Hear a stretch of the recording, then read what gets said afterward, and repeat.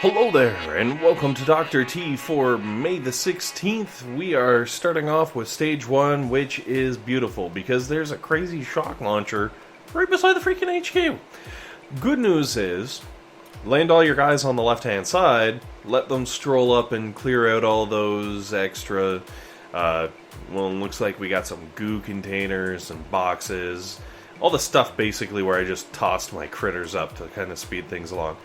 What you'd want to normally do, if you don't have critters, is let your tanks go up there and just kind of troll through all that stuff, clearing it out and getting you a fat load of GBE so you can blow up that stupid shock launcher. If you have, really low artillery and barrage, I think level 7 artillery is around 1300 damage. Yeah. 6 of those, maybe 7, should be able to clear out that shock launcher. If you mix up your artillery and your barrage so that you have, a mixture of both, it'll keep the GBE down and obviously let you do more damage. So, with everything you've killed there, gather up those lovely bombs and rain them down upon that shock launcher. If you do that, you'll get an easy win. Second stage, wicked nice and easy. Land your troops left-hand side, let them clear up a few non-threatening defenses, and flare them over to the HQ. Like, it doesn't get much easier than that. The only thing I did there was I blew up some boom mines. I wasn't sure if they'd be a thing or not, and I figured, well, before they become a thing, let's just remove them from the equation. It's 1 artillery, it's 3 energy, and it's not, it's not a bad thing.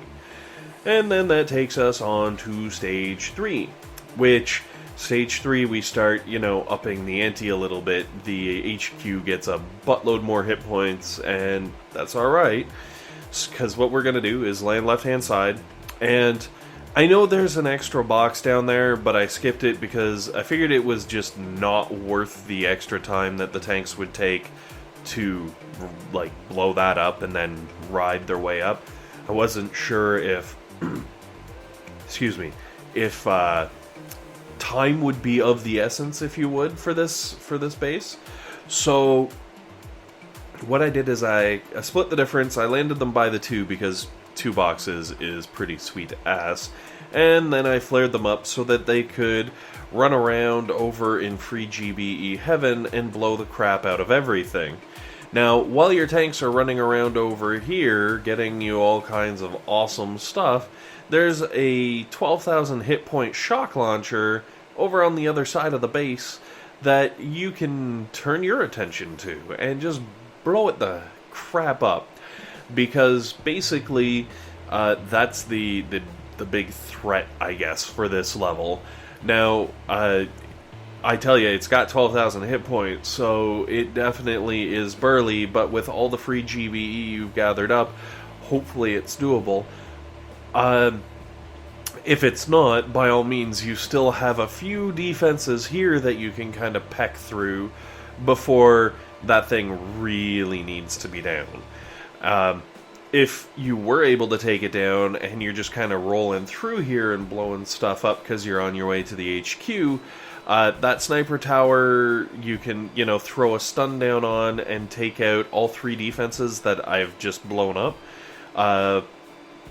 Because why not, right? You can take it down without doing damage to your tanks, and that's not necessarily a bad thing. And then we get to the HQ that has the whack of hit points. So you may have to chill here for a little while. The alternative is, have some Grens or some Zookas or some somethings and see what kind of damage you can do. In this case, I'm landing my extra reinforcements just because it'll blow up some boxes, which will do damage to the HQ, since how I can't use any more energy attacks. And with that, we will take down Stage 3. Oh, excuse me. So, Stage 4 is dirty. I'm not... There's no other way of putting it. It is just dirty. It requires a buttload of GBE, and mostly front-loaded. You got to take out this little trifecta of ass whoop, as well as the boom mines just for a little garnishing. And then there's also a shock launcher down here that needs to go as well. Now, by all means, if you're really low on GBE and you're taking out that trifecta and you've got just enough to take those out, you can shock the shock launcher that's, you know, closest to, I guess, the landing zone, and just flare your tanks right up on it. It's going to cost you a little more in ways of taking damage by defenses and stuff, but it will take those things down. And then hopefully you can flare back down, clear out these defenses on the south side, and that will help you build up enough GBE to take out the boom cannon that's just beside the HQ, basically the last one standing.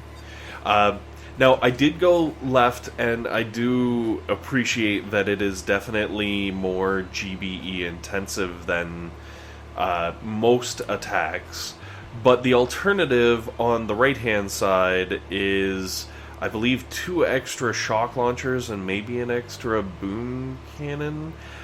So I figured, you know, I kind of sat there and did some math and was like, well, I'm going to have to clear out these boom cannons in either strategy, and then I've got to clear out these boom cannons and shock launchers if I go left, and I got to clear out these boom cannons and shock launchers if I go right. So if I do all the math and I figure out which one's got to take out the fewest number of shock launchers and boom cannons, this is the way I want to go. So that's kind of how I worked the math there to figure out sort of what's up. Also, by going this way, you don't have to worry about the clock, you don't have to worry about this and that, and so it seemed the easiest. By all means, if you try it and it doesn't work out, definitely try that right path, because it could very well lead you to victory with greater ease, like around this outside. You got some junk defenses, you got the shock launcher there, it might be able to help you out. And by all means, if you do take that right path, please let me know. I'd love to, you know, hear kind of how it worked out for you. If you know, it was easier than going through the left, definitely keep me updated, because it's good to know this sort of thing. So let's move on to Stage 5, which starts with a great big barrage on the old boom cannon, of course. Taking out some of the boom mines as well, and then a few artillery on the other boom cannon, and that's it, just 2 boom cannons, that's all you gotta worry about. So basically, I land on the right hand side so I can kill some boxes and get some GBE, and then I roll up on the cannons and sniper towers of the world, and just one shock should be able to bridge across the sniper tower and cannon.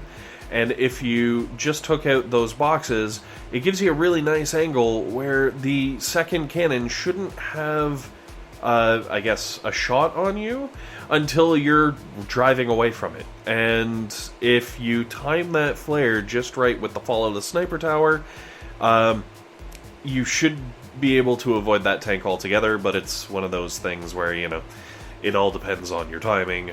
Normally mine sucks, I don't know. So then we're going to ride up the right-hand side, basically taking out anything in our way as we go, and then flare all the way up into the top corner and throw a shock down on the 2 sniper towers and the mortar that are in between us in the HQ, because really they're the last defenses we even need to worry about. The 2 sniper towers that remain, we can outrange, I'm pretty sure, by going really far up into that tippy-top corner. And we can rain down death on the HQ from here without any real difficulties. Obviously, we're not getting shot at, and now it's just a matter of dropping some of the spare GBE to speed things up. Now, obviously you don't have to be able to do this. This is just because I want to kind of hurry things along, but if you don't have this GBE, you can just leave your tanks up in that corner. You got 2 minutes. You can just pew away and you know, win the internet. Yes. Throw some critters down. And shit. So... shit. The zero energy effect. Well, the critters will eventually wear it. Okay. So, okay. Anyways, the critters will slowly wear down HQ5. Sorry, that machine gun just was like, I'm gonna kill the shit out of you critters, haha, you're all at half health. No, I'm good.